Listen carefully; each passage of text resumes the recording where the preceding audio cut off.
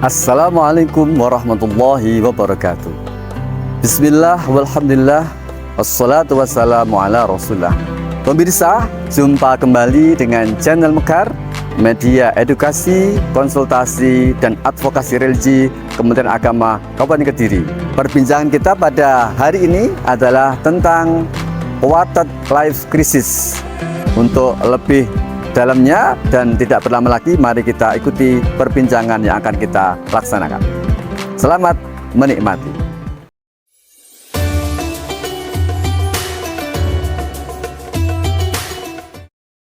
Baiklah pemirsa, kita akan masuk pada perbincangan seputar tema kita pada hari ini, yaitu quarter life crisis. Apa dan bagaimana pengertian dari quarter life crisis di kalangan muda-mudi akan sepenuhnya dipaparkan oleh panjenenganipun Gus Ahsanuddin Basari. Monggo Gus dipun jelaskan. Baiklah, terima kasih Bapak Zainal. Para pemirsa yang budiman dimanapun Anda berada, pengertian quarter life crisis adalah krisis seperempat abad atau merupakan kondisi yang kerap terjadi pada manusia yang mulai memasuki umur dewasa.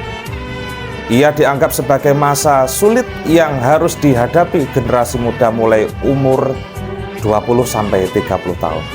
Sebab pada kondisi ini kita akan merasakan gejolak emosi yang sangat besar. Gejolak emosi ini datang baik dari dalam diri maupun dari luar. Seseorang remaja bisa menjadi merasa cemas, bingung, menentukan arah hidup, merasa tidak berguna, dan bahkan merasa putus asa.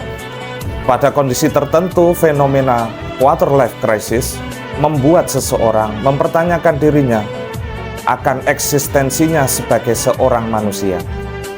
Quarter life crisis memberikan dampak bagi generasi muda yang sering merasa kesepian, tidak nyaman, serta depresi dalam hidupnya.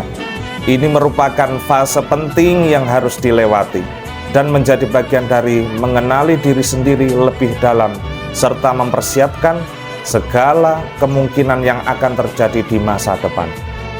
Alhamdulillah, sudah sangat jelas apa yang beliau sampaikan terkait dengan definisi atau pengertian quarter life crisis.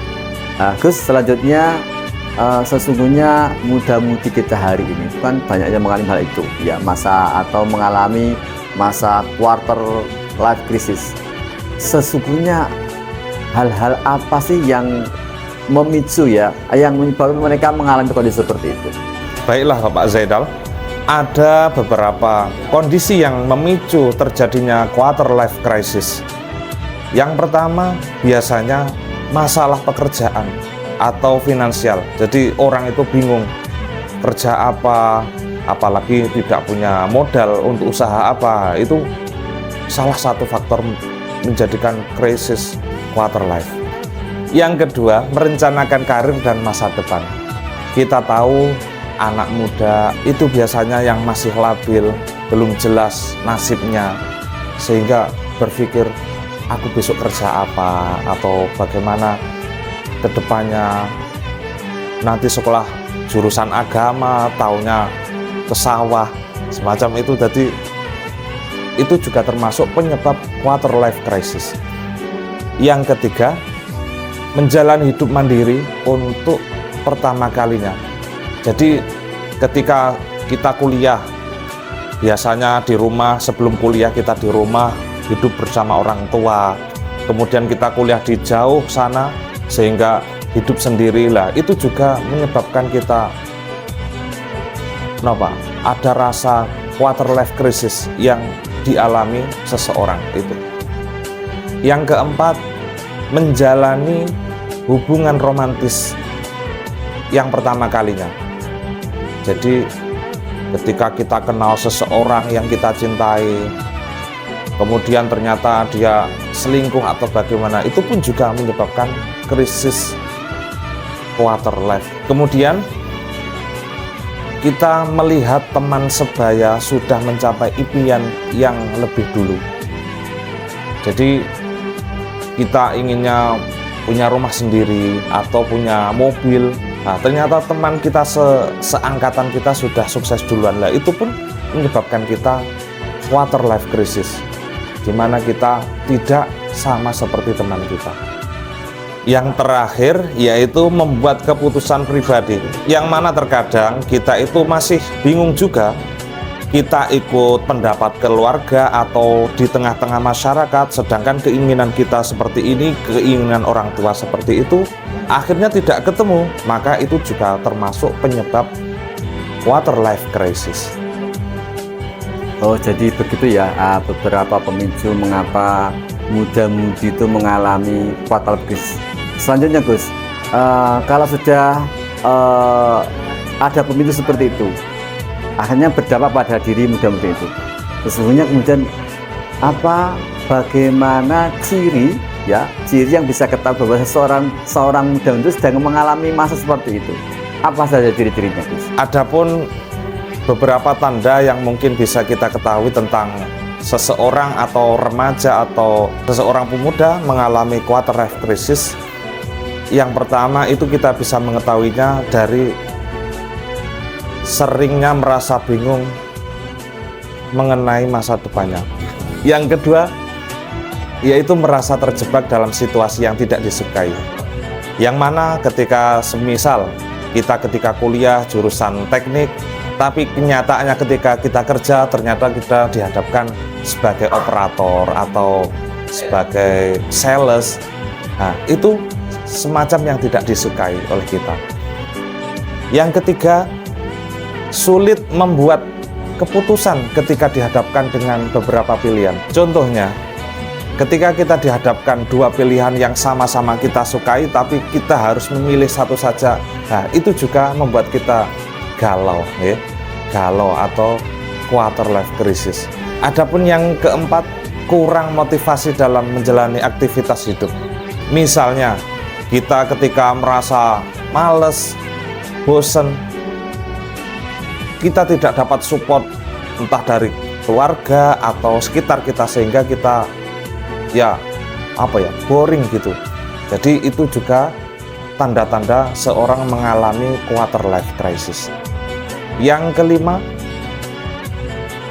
sulitnya menentukan apakah harus menjalani hidup sesuai dengan keinginan diri sendiri atau keinginan orang tua atau masyarakat umumnya. Salajengipun Gus, setelah kita tahu tanda-tanda atau ciri-ciri muda-mudi yang sedang mengalami galau atau mengalami masa quarter life crisis, tentunya muda-mudi itu dalam mengalami itu ada yang berhasil melaluinya, ada juga yang gagal melaluinya.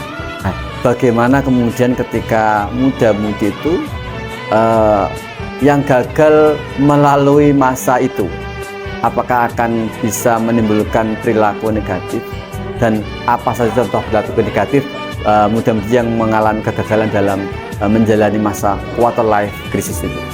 Oke Pak Zainal, adapun dampak negatif dari remaja yang gagal dalam melalui proses quarter life crisis itu ada beberapa, yaitu perilaku negatif. Pertama, ketergantungan pada obat-obatan terlarang. Jadi itu sangat kemungkinan terjadi. Jadi seorang ketika terjadi masalah sehingga kemudian dia tidak bisa menyelesaikan masalah, pelariannya kemungkinan dia akan menggunakan obat-obatan terlarang ataupun alkohol. Yang kedua, perilaku agresif atau kekerasan. Biasanya ia mengalami frustasi dan stres, kemudian dapat menyebabkan perilaku agresif, kekerasan terhadap diri sendiri ataupun terhadap orang lain. Adapun yang ketiga, menggunakan media sosial yang berlebihan. Contohnya, mereka mungkin menghabiskan waktu yang lama untuk media sosial untuk menghindari masalah atau pikiran yang sedang stres itu. Yang keempat, mungkin bisa terjerumus ke pergaulan bebas, kemudian melakukan seks dan macamnya ya. Adapun yang kelima, menggunakan uang yang tidak bijak. Jadi macam-macam, ada orang yang punya uang, ada yang tidak ya. Yang punya uang ini biasanya karena pikirannya lagi galau, lagi stres, dia menghambur-hamburkan uangnya tanpa berpikir kerugian di lain hari. Yang keenam, mengabaikan kesehatan fisik dan mental. Semisal seorang karena mengalami quarter life crisis, jadi hidupnya dibuat untuk bergadang atau apa, sehingga dia tidak memikirkan kesehatan fisik maupun mentalnya mereka karena stres atau frustasi.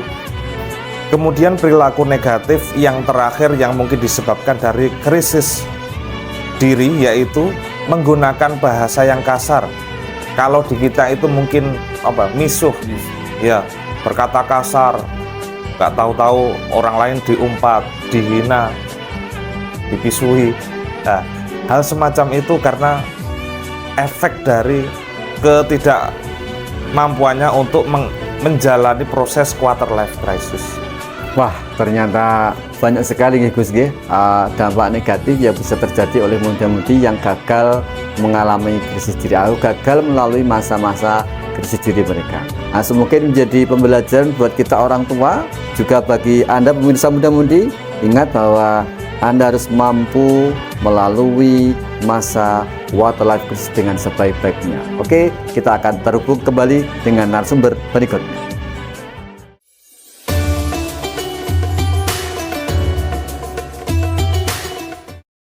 Baik pemirsa, kita akan lanjutkan perbincangan kita seputar quarter life crisis. Kali ini kita akan berbincang dengan narasumber kami yang berikutnya, Ning Erina Kurniasari. Ning Erina, kita sudah membincangkan beberapa hal tadi, antara lain adalah ciri-ciri muda-mudi yang mengalami quarter life crisis. Kemudian juga dampak negatif dari mereka yang gagal. Nah, maka bagaimana seharusnya muda-mudi kita itu agar bisa keluar dari masa itu? Kira-kira kiat-kiat apa yang bisa dilakukan jika muda-mudi kita sedang menjalani atau mengalami fase seperti itu? Alhamdulillah, terima kasih Pak Zen atas pertanyaannya.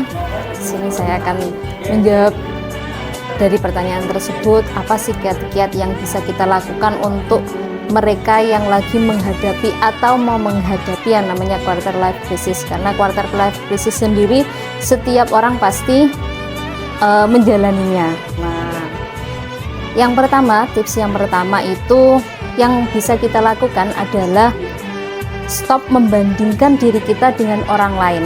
Nah, jangan sampai kita itu terus-terus membandingkan diri kita dengan orang lain. Kita melihat orang lain di atas kita boleh, tapi jangan terlalu. Karena apa? Nanti kita semakin terpuruk, semakin stres, semakin frustasi. Mereka yang sudah naik kelas atau ya bisa dikatakan lebih sukses lah dibanding itu. Nah, kadangkala kita harus evaluasi dengan melihat lingkungan di sekitar kita. Karena di hadis pun sudah dijelaskan ya, undur ilaman huwa asfala minkum wala tandur ilaman huwa fauqakum fa innahu ajdaru alla tasdaru nikmatallahi alaikum. Janganlah melihat mereka yang hanya di atasmu, melainkan lihatlah mereka yang ada di bawah, sehingga kita itu lebih bisa bersyukur, menikmati kehidupannya. Nah, jalani apa yang sudah diberikan Allah sesuai dengan porsi kita masing-masing. Kalau hanya melihat yang di atas, nanti timbulnya kita insecure, rasa pesimis dalam diri kita sendiri itu. Nah, untuk tips yang kedua yang bisa kita lakukan, kita itu keluar dari zona nyaman kita, berani mengambil challenge. Nah, dengan seperti itu kita nanti bisa berkumpul, bisa bertemu dengan orang-orang yang baik, kita bisa sharing cerita pengalaman, sehingga apa yang kita dapat itu lebih luas. Nah, jangkauannya lebih luas, kemudian kesempatan-kesempatan di luar itu akan lebih datang kepada kita. Nah, itu yang lebih saya alami lah. Nah, ini sedikit curhat, lebih saya alami karena saya juga mengalami fase itu. Saya berani harus mencoba sesuatu yang belum saya coba gitu. Selain yang pertama dan kedua, ada lagi yang ketiga, yakni kita libatkan secara aktif diri kita di hal-hal yang positif. Nah, hal positif dan juga yang kita sukai. Nah, karena dengan yang kita sukai itu, maka kita itu akan menjalannya secara enjoy. Meskipun kadang itu kita harus terpaksa melakukan sesuatu yang tanda kutip kita nggak suka, tapi nggih, karena kalau kita memulainya dengan yang kita sukai, kita nikmati prosesnya secara enjoy. Nah, kemudian selanjutnya, tips yang selanjutnya yang bisa kita lakukan itu nomor 4 adalah bersosialisasi. Apalagi sekarang zamannya itu semakin modern, nggak bersosialisasi di lingkungan masyarakat saja, melainkan bisa melalui jejaring sosial, medsos. Lah di situ kita bisa melihat motivasi-motivasi. Kan banyak sekarang motivator, podcast dan lain-lain yang bisa ilmunya bisa kita ambil. Jadi intinya adalah pantaskan diri kita. Pantaskan diri kita untuk bisa di lingkungan masyarakat kita. Jadi kita bisa menjadi orang yang lebih bermanfaat. Khairun nasi anfa'uhum linnas. Poinnya adalah di situ, pantaskan diri kita. Nah, kalau yang kelima ini lebih lebih ke diri sendiri. Kata-katanya sih kalau modernnya itu listen ourselves. Pahami diri kita. Kita juga harus nggak cuma memahami orang lain, melainkan yang penting itu pahami diri kita. Apa kekurangan kita, apa kelebihan kita. Caranya dengan me time. Kita punya waktu tersendiri. Misalnya kalau muda-mudi itu biasanya ya traveling, terus liburan, nggak harus yang mahal-mahal. Di lingkungan sekitar kita tadabbur alam, melihat penciptaan alam sehingga pikiran kita bisa jernih, hati kita juga bisa jernih. Jadi frustasi dan lain-lain itu kan bisa diminimalisir. Nah, seperti itu. Jadi energi positif itu jauh lebih datang kepada kita. Kalau itu dari pengalaman saja sih seperti itu. Nah, nanti kalau nggak harus keluar, misalnya di rumah, misal di kamar, orangnya itu sedikit pendiam, nggak harus keluar rumah, itu di kamar dengan mendengarkan musik, sholawat, murotal kan, sehingga hati kita bisa tenang. Bisa tenang, pikiran juga jernih, seperti itu. Mungkin dari saya ada 5 tips itu bisa dilaksanakan, nggak harus berurutan 1 sampai 5. Apa yang bisa kita lakukan terlebih dahulu kita laksanakan, seperti itu. Subhanallah, luar biasa paparannya, bagaimana kiat-kiat bisa keluar dari zona KLC, yaitu quarter life crisis. Semoga ini bisa menjadi sebuah inspirasi buat para pemirsa, baik panjenengan sebagai orang tua maupun Anda yang betul-betul mengalami masa muda-mudi hari ini. Kalau boleh sedikit spill, Neng Erlina, barangkali ini kita tidak hanya sekedar ngobrolin sesuatu yang bersifat teoritis. Kalau boleh spill, barangkali adakah Neng Erlina pernah mengalami masa yang sangat dalam masa KLC tadi ya, betul-betul terpuruk. Kemudian bagaimana kemudian menjalani itu, kemudian bangkit dan bisa keluar dan akhirnya bisa sampai di titik ini.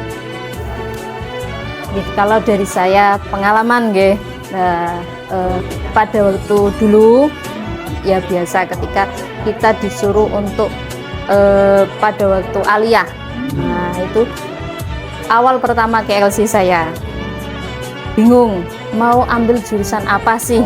Nah itu dari gurunya sendiri mengarahkan untuk ambil IPA. Karena ada katanya adanya kemampuan di situ. Tapi saya sendiri masih bingung, masa IPA saya itu nggak terlalu tidak terlalu tertarik dengan IPA. Akhirnya saya beranikan untuk mengambil keagamaan. Gitu. Jadi ini beberapa hari pusing. Saya harus nurut gurunya atau saya itu harus mengambil keinginan saya sendiri. Terus kalau saya mengambil keinginan saya sendiri, apakah saya itu mampu? Karena untuk namanya kejurusan itu kan ya menentukan kita jenjang kita. Itu yang KLC yang pertama. Terus KLC yang kedua itu ketika lulus dari aliyah, mau kemana sih kita itu? Nah, kita mau kerja atau mau kuliah. Kalau dari orang tua kuliah aja nduk, ngoten. Karena nggih, jangan sampai kalau dari orang tua saya nggih, jangan sampai itu berhenti di sini. Karena kamu punya kemampuan, ya lanjutkan lebih baik dari kita, dari orang tua. Ngoten. Jadi di mana mau kuliah, mau ambil jurusan apa. Nah, dulu itu kan ambil 2, saya di UINSA dan di Kediri. Akhirnya memberanikan, tujuannya sih pengennya ke UINSA, tapi orang tua seperti ini jauh. Nah, saya tipe-tipe orang yang nggak bisa jauh dari orang tua. Sedikit curhat ini. Jadi akhirnya ambil di Kediri, ya nggak ada temen kesini, ya akhirnya kayak tadi bersosialisasi, akhirnya nggih banyak temennya, terus dari berbagai wilayah. Itu juga masa-masa terpuruk kalau yang saya rasakan, karena kalau kita nanti ambil kok salah salah itu kan ya ndak enak, kita itu nggak pertama-tama ya dipaksa karena keterpaksaan, tetapi akhirnya dari keterpaksaan itu seperti yang saya utarakan tadi, memang yang menyenangkan, tapi ada kalanya juga keterpaksaan. Seperti itu. Mungkin 2 pengalaman itu sih. Terus lanjut ke yang lain, mungkin itu ya biasa, mau kerjanya di mana, seperti itu. Wah, ini sekali lagi luar biasa paparan penjelasan berkaitan dengan sedikit ya spill dari kisah beliau, pengalaman beliau ketika menjalani masa GLC. Ini patut menjadi pelajaran buat para pemirsa, terutama Anda muda-mudi yang hari ini sedang mengalami masa bingung, masa galau. Semoga ini menjadi pencerahan untuk panjenengan semuanya. Oke, pemirsa, akan kita teruskan perbincangan kita dengan narasumber berikutnya.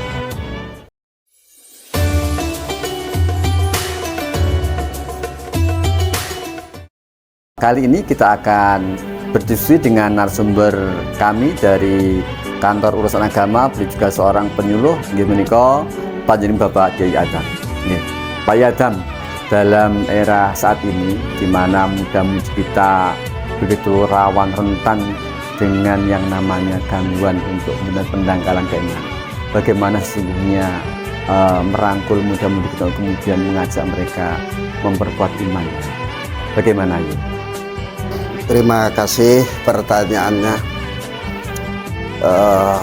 Alhamdulillah, ini pertanyaan yang sangat bagus sekali, khususnya untuk mengingatkan kita semua, lebih-lebih kaula muda. Inti daripada iman adalah sebuah keyakinan, sebuah kepercayaan, bahkan menjadikan sebuah pondasi untuk melangkah menjalankan kehidupan baik dunia maupun akhirat.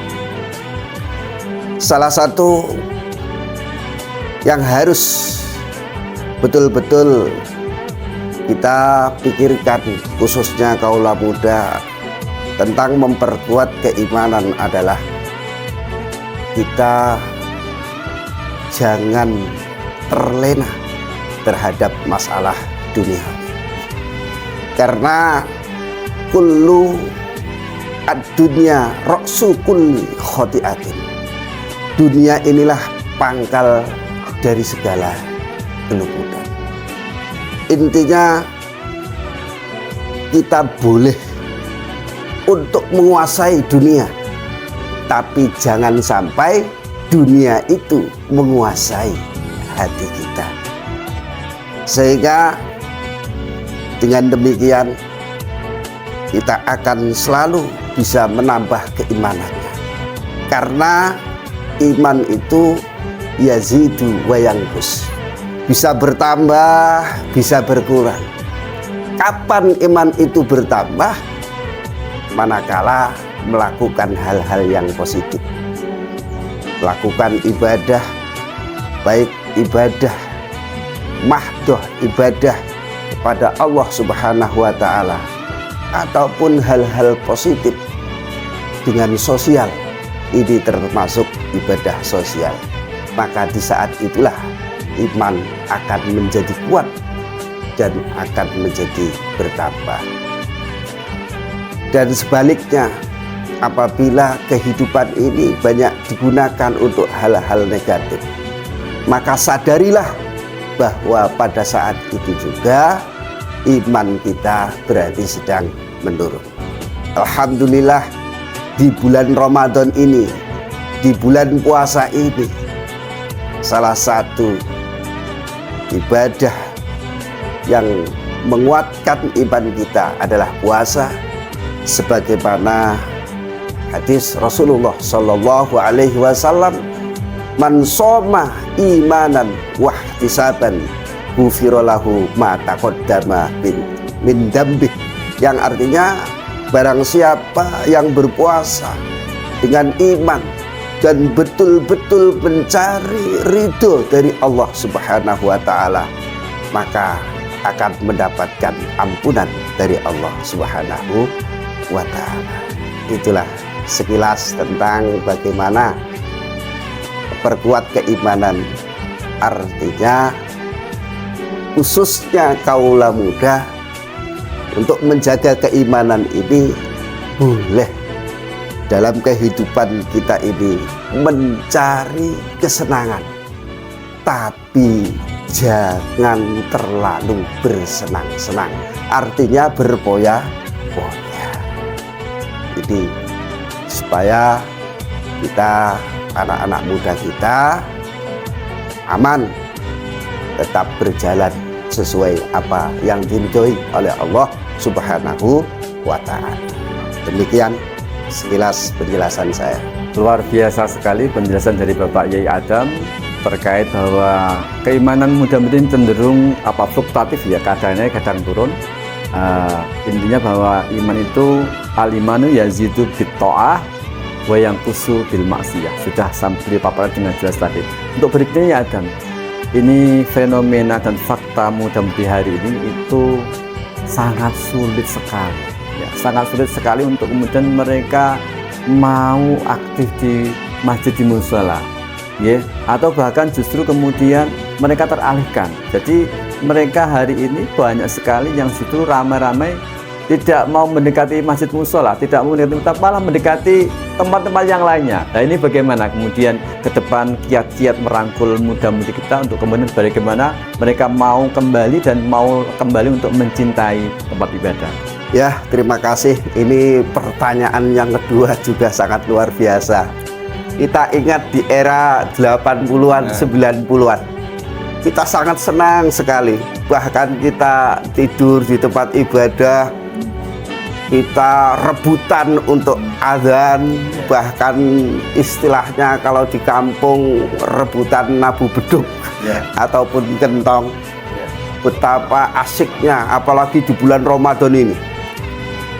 Kita semuanya di masjid, di musola, ibadah taraweh, tadarus bersama-sama, bahkan kemudian kita ronda ya, membangunkan orang-orang untuk bersahur bersama-sama, walaupun dengan alat-alat yang tradisional, dengan kentongan ataupun yang lain.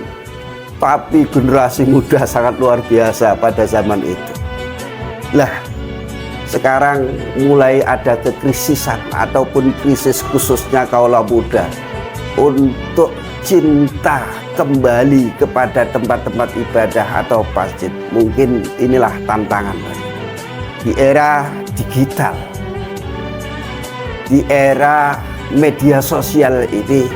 Inilah salah satu sebetulnya termasuk yang menjadi sebuah tantangan. Oleh karena itu, kita harus memberikan yang pertama, sebuah kepahaman kepada seluruhnya atau kaula muda bahwa di tempat ibadah ada ketenangan, ada kebahagiaan. Insya Allah setiap orang yang mau hadir di tempat-tempat ibadah akan dihilangkan kesumpekan, akan dihilangkan masalah-masalah keruputan, karena tempat ibadah terutama masjid adalah Baitullah.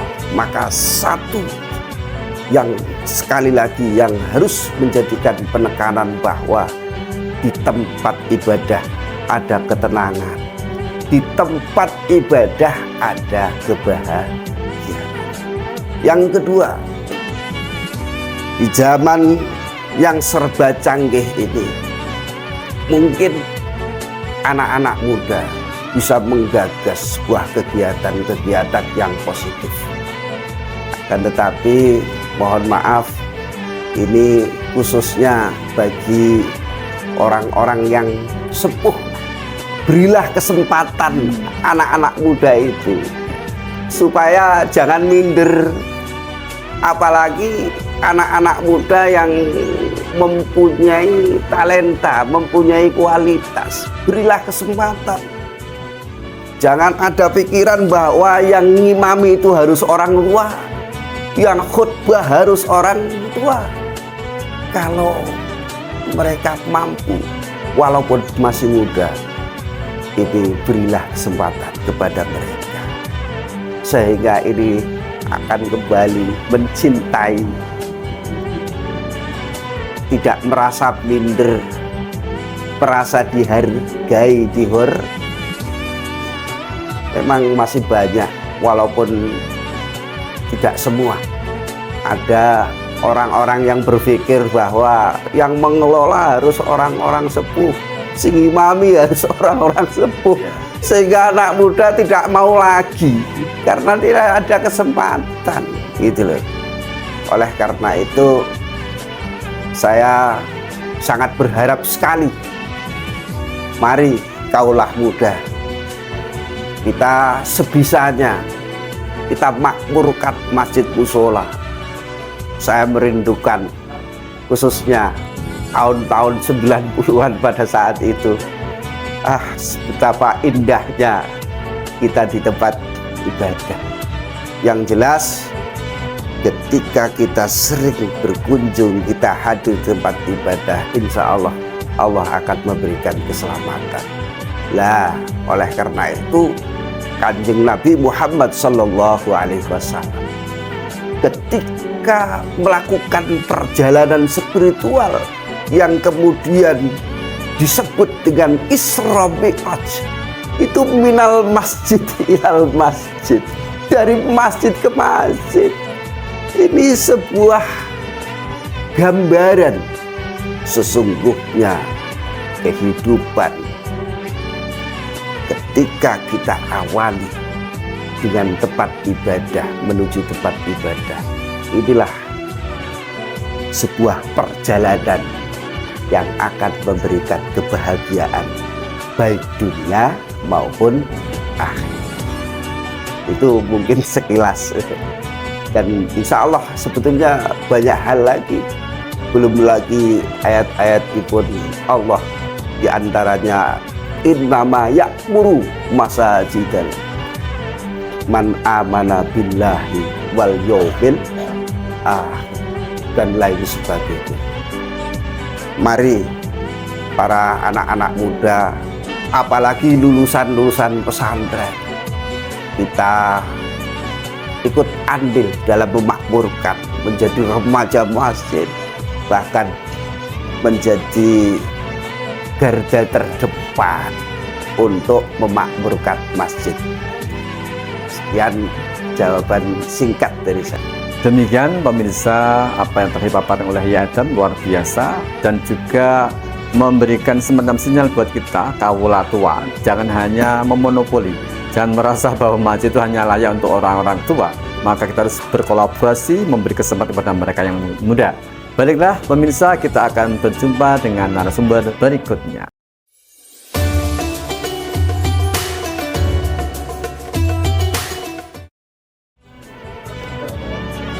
Baiklah pemirsa Mekar Channel Kementerian Agama Kabupaten Kediri, media edukasi, komunikasi, dan konsultasi regi.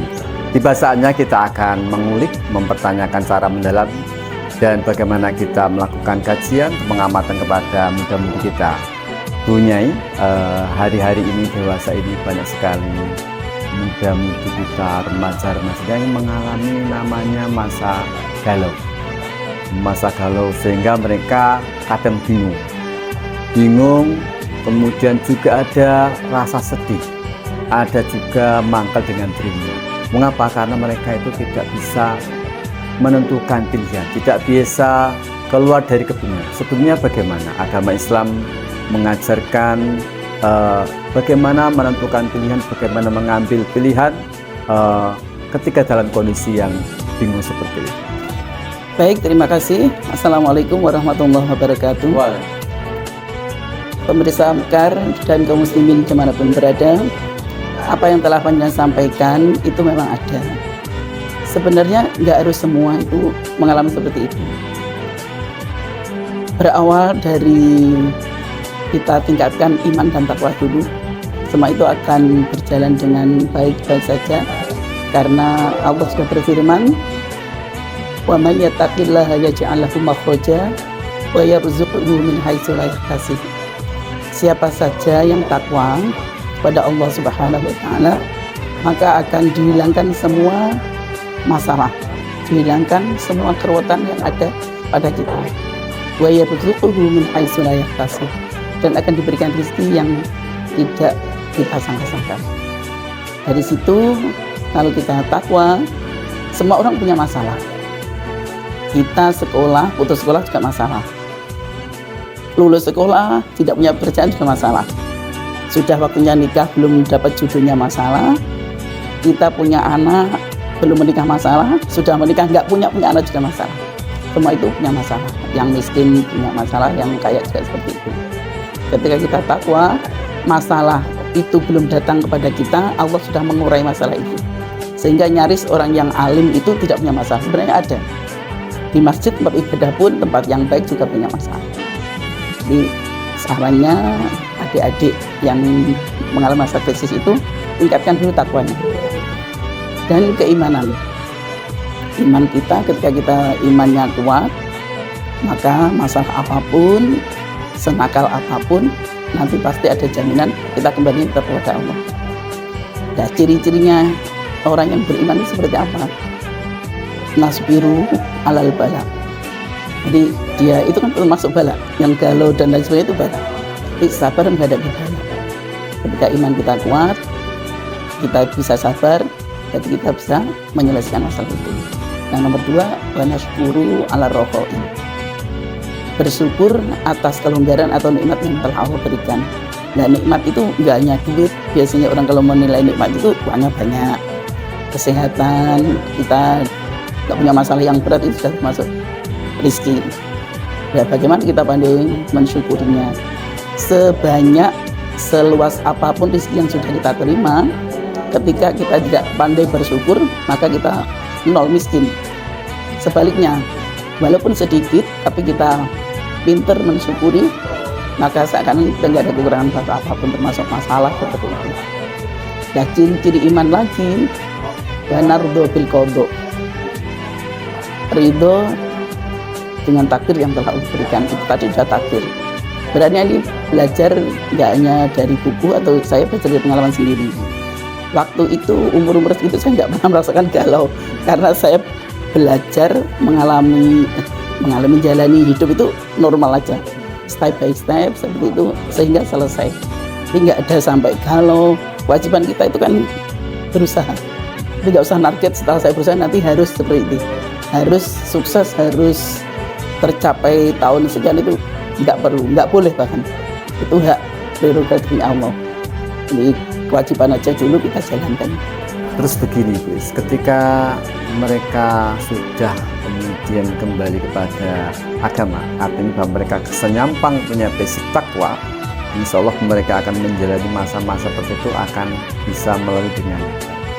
Lantas sebenarnya bagaimana sih tahapan-tahapannya untuk kemudian menentukan langkah-langkah agar kemudian mudah-mudahan kita bisa betul-betul tidak mengalami masa krisis seperti itu, tetapi mereka akan lebih baik. Kira-kira tahapannya seperti apa artinya? Baik, kalau untuk tahapan-tahapan, kita perbaiki diri kita dulu. Mungkin kita itu ada kehidupan yang salah, ma'asyarah dengan orang tua, bagaimana kita birrul walidain, etika kita terhadap sesama, kita belum banyak memberikan manfaat kepada sesama. Seperti itu harus kita perbaiki dulu. Nanti ketika kita sudah benar diri kita, kalau kita menanam kebaikan, otomatis kan kebaikan itu akan datang ke kita. Janjinya Allah, "Faman ya'mal mithqala dzarratin khairan yarah, faman ya'mal mithqala dzarratin syarran yarah." Jadi siapa yang berbaik sebiji sawi pun, istilahnya sekecil apapun, maka balasannya akan amalu khairin fajazauhu wa amalu syarrin fajazauhu. Jadi amal baik akan dibalas baik, amal yang jelek akan dapat balasan yang jelek. Di tahapan itu harus kita lakukan dulu, Pak, insya Allah nanti kebaikan, keberkahan hidup itu akan datang ke kita. Jadi tahapannya seperti itu, memperbaiki diri yang paling pokok. Ya, luar biasa. Jadi setelah muda-mudi kita itu yang pertama basic agamanya, iman takwanya dikuatkan. Kemudian yang kedua itu mereka perlu melakukan namanya introspeksi. Ya, introspeksi atau banyak merenung lah. Kalau memang pernah melakukan kesalahan, maka dosa, maka harus kemudian mereka bagaimana bisa menyelesaikan urusan yang berbuat salah. Berikutnya Bu Is, untuk selanjutnya, sesungguhnya ketika muda-mudi kita di saat mengalami kegalauan, walaupun ya sudah berusaha belajar meningkatkan keimanan, ketakwaan, kemudian juga belajar untuk senantiasa mengevaluasi diri, merenungkan diri, kemudian mengakui kesalahan dan dosanya, itu tahap berikutnya apakah dalam Islam juga harus ada perhatian terkait dengan menjauhi semacam atau menjaga pantangan-pantangan, larangan-larangan. Bagaimana sebenarnya Islam mengkondisikan agar muda-mudi kita itu bisa berjalan di realnya, kemudian bisa mengalami masa krisis mereka ketika kemudian mereka harus ada semacam pantangan larangan. Sebenarnya larangan atau pantangan seperti apa, Salma? Untuk larangan atau pantangan tidak boleh putus asa. Putus asa adalah dosa. Ya, jadi apapun nggak ada kata gagal. Nggak ada kata gagal itu kalau dalam kalimat masih koma, belum titik, belum selesai. Karena kegagalan itu kita akan tahu banyak hal. Gagal itu banyak membawa berkah. Kita tahu kemana, kita tahu apa itu karena gagal dulu. Jadi misalnya ini kan momennya mau lebaran, kalau kita mau bikin kue, kenapa sih nggak bisa mekar yang cantik kue ini? Ya, oh berarti ini yang kurang, itu karena sudah gagal dulu. Jadi terus dicari kekurangan, nanti kegagalan itu akan membawa keberhasilan yang luar biasa. Jadi nggak boleh putus asa, nggak boleh pesimis. Kalau kita melihat orang itu umumnya suksesnya, tapi tidak pernah menelaah atau apa ini istilahnya, menteladani bagaimana susah payahnya bangkit, bahkan belum bangkit, memulai usaha itu seperti apa. Banyak orang-orang yang sukses di sekitar kita atau di media sosial, kita tahu hanya yang baik, yang enaknya saja. Yang kelihatan beliau juga menutupi kekurangannya sebenarnya. Di media sosial itu banyak. Kalau kita, mesti enak, mesti asik, mesti menyenangkan. Padahal di balik itu beliau juga punya kekurangan atau masalah yang harus beliau selesaikan. Dan teman-teman itu jangan pernah membandingkan dengan kehidupan orang lain. Kita jalani apa yang bisa jadi bagian kita. Belum tentu orang yang kita lihat lebih itu kita nggak punya, itu enggak, sebenarnya kita juga punya. Seperti itu saran saya. Terus berjalan, berusaha, berdoa, dan tawakal pada Allah. Kalau kita berusaha tanpa berdoa itu namanya sombong. Doa saja tanpa berusaha namanya bohong. Jadi itu ibarat rantai itu sama olinya. Usaha dan doa nanti akan berkesinambungan, berjalan dengan baik dan normal. Jadi usaha, doa, tawakal. Tetap pilihan Allah itu yang maha bijaksana, yang paling indah untuk umatnya. Jadi kembali ke yang awal tadi, kewajiban kita hanya berusaha, itu yang wajib, tidak boleh menentukan hasil. Gitu.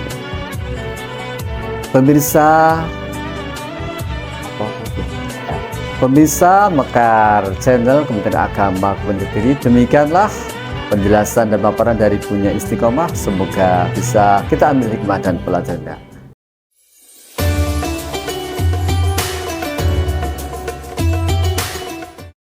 Baik pemirsa channel Mekar, media edukasi, komunikasi, dan advokasi religi Kementerian Agama Kabupaten Kediri, telah hadir di tengah kita panjenenganipun Yai Masyfuq. Beliau adalah juga seorang penuh agama di wilayah KUA Kecamatan Ngadule.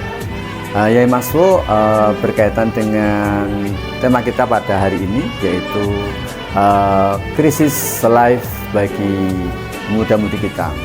Dalam sejarah panjang agama kita, atau bahkan secara spesifik, apakah ada di Al-Quran atau dalam riwayat hadis yang mengisahkan, menceritakan sosok-sosok, figur-figur yang juga mengalami yang namanya galau, mengalami kebingungan, atau mungkin merasa sedih, merasa mungkin sampai frustasi. Nah, bagaimana sesungguhnya kemudian dari kisah-kisah itu kemudian kita ambil inspirasi. Assalamualaikum warahmatullahi wabarakatuh. Terima kasih atas pertanyaannya, ini sangat bagus.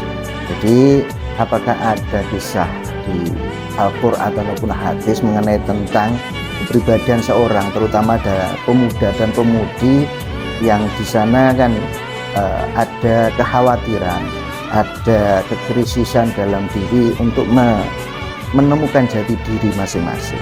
Nah, ini didasarkan oleh dalam Al-Quran diceritakan ada dalam surat atau ayat Al-Kahfi ayat 13 ini mengisahkan tentang Ashabul Kahfi. Nah, Ashabul Kahfi ini beliau seorang pemuda yang mana dia menghadapi tantangan yang sangat berat, dengan menghadapi penguasa yang sangat zalim. Nah, dengan demikian bahwa dalam Al-Quran di situ diceritakan bahwa Nabi Muhammad ini dengan ayat itu, Nabi Muhammad diceritakan oleh Allah Subhanahu wa Ta'ala kemudian bahwa dulu ada kisah Ashabul Kahfi, seorang pemuda yang beliau ini mendapatkan percobaan atau mendapatkan tantangan yang berat terhadap penguasaan yang zalim. Kemudian apakah ada sabda Nabi yang berisikan tentang memanfaatkan waktu selagi masih muda? Nah, kemudian kanjeng Nabi Muhammad SAW bersabda, "Aghtani khamsan qabla khamsin, hayataka qabli mautik wa sihataka qabla sakum, wa faraghaka qabla sughlik wa sababaka qabla haramik, wa ghinaka qabla faqr." Yang artinya pergunakanlah sebaik-baiknya 5 hal sebelum 5 hal. Yang pertama adalah hidup, ya. Pergunakan hidup ini sebelum mati. Kemudian sehat sebelum sakit. Kemudian luang, ya, waktu yang luang ini sebelum akan mendapatkan kesibukan. Kemudian selanjutnya adalah muda. Lah, ini muda sebelum tua. Nah, kemudian yang terakhir adalah kaya sebelum fakir. Kemudian apakah ada landasan yang lain tentang menjauhkan diri dari maksiat? Nah, ini prinsip-prinsip kuat yang dilandasi dengan nilai-nilai agama. Ini dari kitab Sunan Ibnu Majah mengatakan bahwa yang artinya kurang lebih demikian, dari Jundub bin Abdullah, ia berkata, ketika kami bersama Nabi, kami di usia pemuda yang sangat kuat. Kami belajar iman sebelum mempelajari Al-Quran. Kemudian kami mempelajari Al-Quran, kemudian setelah merasakan agama dan perilaku kami semakin baik dengan pola pendidikan. Saya kira karena apalagi dalam puasa atau bulan Ramadan ini, ya, dengan adanya kegiatan-kegiatan positif ini akan memberikan pencerahan atau memberikan motivasi dengan adanya kegiatan positif itu. Termasuk salah satunya ya mengikuti kegiatan-kegiatan Ramadan, tadarusan, atau mungkin bahkan kilatan di bulan Ramadan. Cukup demikian.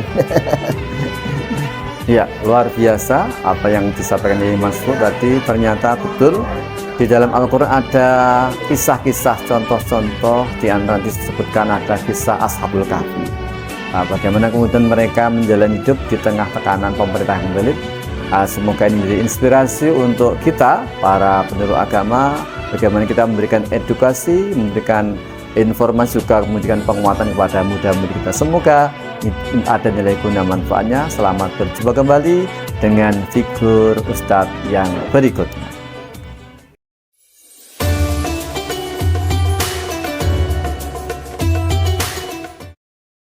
Baiklah pemirsa channel Mekar, media informasi, komunikasi dan advokasi religi Kementerian Agama Kabupaten Kediri, akan kita lanjutkan kulik kita, kepo kita tentang bagaimana kemudian kita menghandle, bagaimana kita merangkul muda-mudi yang sedang mengalami krisis.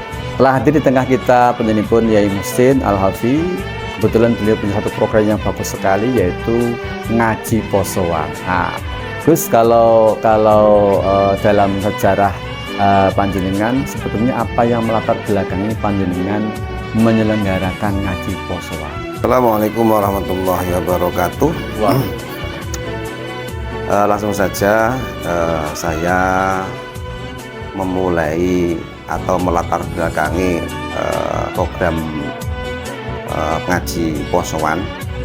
Ini ada 2 sesi yang saya lakukan selama bertahun-tahun.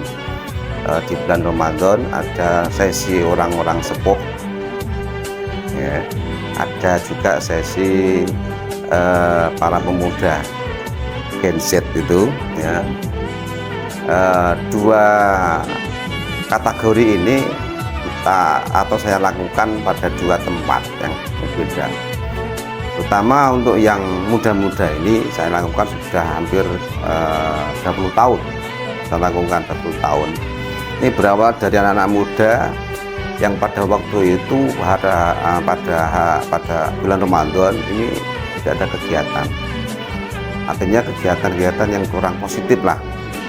Tidak ada unsur yang baik atau untuk kontribusi keilmuan, keagamaan, atau menambah kekuatan fondasi keagamaan untuk kalangan muda. Alhamdulillah ini saya mulai, yang pertama itu tidak banyak, hanya beberapa orang saja, ya. Kemudian dari tahun ke tahun sampai tahun ini, puasa tahun ini juga alhamdulillah ini hampir sudah banyak, sekitar hampir 40-an, alhamdulillah. Dan itu rutin saya lakukan setiap tahun selama bulan Ramadan. Cuma itu tidak sampai akhir Ramadan, tapi sampai pada tanggal 17 bulan Ramadan. Alhamdulillah. Kemudian itu yang golongan yang tua-tua itu, golongan sepuh-sepuh, itu saya lakukan pada sore hari menjelang buka puasa. Kalau yang muda-muda tadi setelah taraweh, waktu sekitar 1 jam lebih atau sampai 1,5 jam. Kalau untuk yang golongan tua-tua itu saya lakukan di masjid saya sendiri di Badal. Alhamdulillah ini sudah berjalan kurang lebih ya 10 tahunan lah, 10 tahunan. Ya, alhamdulillah ini malah lebih banyak lagi yang hadir, itu sekitar 60-70 orang. Alhamdulillah. Untuk kitabnya saya pakai untuk yang sekarang itu kitab Wasiatul Mustafa. Yang tahun kemarin itu berbeda-beda kitab. Kalau yang untuk yang pemuda-muda itu ngaji posonan atau istilahnya kilatan, ya setengah kilatan, setengah posonan. Karena kalau kilatan itu bacanya cepat. Kalau untuk anak-anak muda gak nutut itu, gak nutut kalau anak-anak muda. Tapi kalau untuk yang tua-tua, untuk yang kalangan muda-muda desa itu pokoknya gelem maknani wis apik, gelem hadir wis apik mendengarkan pengajian. Jadi ya kemarin saya baca itu kitab tafsir Yasin, alhamdulillah itu sampai khatam juga. Jadi sedikit banyak tetap saya kasih penjelasan-penjelasan, terutama yang terkait dengan masalah mereka. Artinya mereka itu kan sekarang istilahnya masa quarter krisis. Nah, life krisis itu ya itu sangat baik dampaknya, sangat baik, positif sekali. Itu memang latar belakang saya. Alhamdulillah yang sepuh-sepuh juga banyak dan banyak sekali yang ngaji dan sangat antusias untuk memberikan banyak sedekah, takjil lah istilahnya itu, takjil tiap hari. Jadi tanpa kita koordinir itu mereka usul, ya hari ini Pak saya nanti yang kasih takjil, alhamdulillah. sampai akhir, malah ada yang nggak kebagian. Ya, artinya semangatnya orang-orang untuk mengaji itu semakin tahun, menurut saya itu semakin semakin semangat, semakin kuat, alhamdulillah. Demikian mungkin sementara yang saya sampaikan. Alhamdulillah luar biasa, ternyata sudah labangnya sudah 20 tahun dan ada 2 fase atau 2 kelompok kategori dari muda-mudi dan juga kelompok dewasa lansia. Kemudian Gus, setelah berjalan sekian lama dari yang jenengan rasa, jenengan amati itu hasilnya, dampaknya untuk muda-mudi itu bagaimana? Apakah kemudian mereka betul-betul bisa mendapatkan dengan dirinya, ada rasa percaya diri, kemudian ada penambahan ilmu, penambahan keiman ketakwaan, termasuk juga mungkin mereka harus mengetahui bagaimana menjadi sebagai seorang muda-mudi yang kemudian perlu mempunyai skill keterampilan tertentu. Nah, ini bagaimana dampak dari sekian lama dalam konteks kita merangkul muda-mudi kita untuk mereka survive di masa-masa life crisis mereka. Ya, terima kasih saya sampaikan. Alhamdulillah ini ya, yang saya tahu dan saya rasakan dampak positif yang signifikan dirasakan oleh mereka kaum pemuda. Yang pertama pemuda dulu ya. Ini mereka yang pertama itu yang jelas itu apa? Ketika mereka mengaji, meskipun waktunya tidak banyak sekitar 17 hari, tapi dengan pengajian selama 17 hari itu kemudian otomatis mereka membentuk komunitas yang kuat ya. Nah, komunitas yang kuat itu otomatis kan itu manfaatnya mereka bisa menghilangkan kegalauan atau kerisauan yang dialami oleh masa-masa mereka, masa-masa quarter life crisis itu kan gitu. Makanya dari sisi perkumpulan saja itu sudah banyak manfaatnya. Yang kedua apa? Ketika mengaji mereka itu saya jelaskan tentang masalah untuk membangun kepercayaan diri, confident. Jadi astiqoh bin nafsi, percaya diri.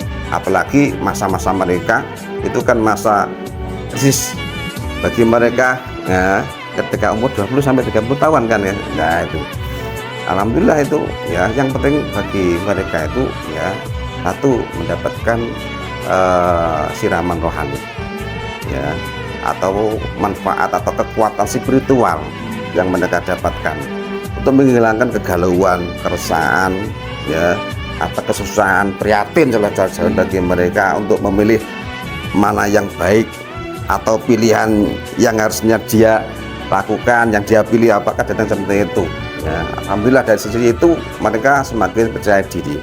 Yang kedua apa ya, itu ada rasa taslimnya kepada Allah atau tawakalnya kepada Allah. Artinya apa? Mereka itu paham bahwa mereka itu sebagai seorang hamba. Seorang hamba itu hanya sekedar untuk melakukan atau merencanakan sesuatu, kemudian untuk berusaha. Untuk pilihan mereka sadar bahwa itu bukan wilayah mereka, itu wilayahnya Allah, wilayah Tuhan. Buat apa kita mikir tentang hasil? Yang penting kita itu merencanakan yang baik, kemudian berusaha dengan baik untuk mengikhtiari itu, kemudian hasilnya kenapa dipikir itu? Hasilnya kepada Allah. Itu akan membuat mereka kuat seperti itu. Dari sisi spiritual, mental juga sama. Kemudian untuk penguatan keimanan, insya Allah, alhamdulillah, itu kalau dilihat di waktunya itu 1 jam minimal atau mungkin sampai 1,5 jam. Mereka ya gak kemana-mana. Ya kadang-kadang mereka itu saya bolehkan bawa kopi. Kadang-kadang ada yang ngerokok, ya gak apa-apa. Kopi. Ada yang ngerokok, gak apa-apa lah. Memang yang penting pokoknya hadir.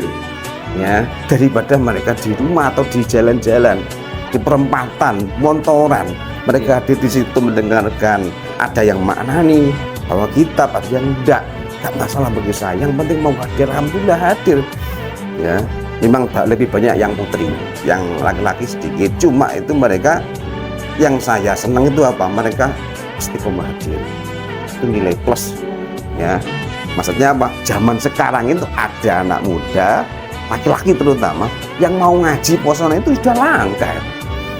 Ya, itu sudah satu kemanfaatan yang bagi mereka. Alhamdulillah itu kita lihat sawasi, kadang mereka itu saya beri support lah, motivasi ya. Kadang-kadang mereka itu juga ketika ada masalah mereka mau konsultasi ke saya, jadi konsultan gitu.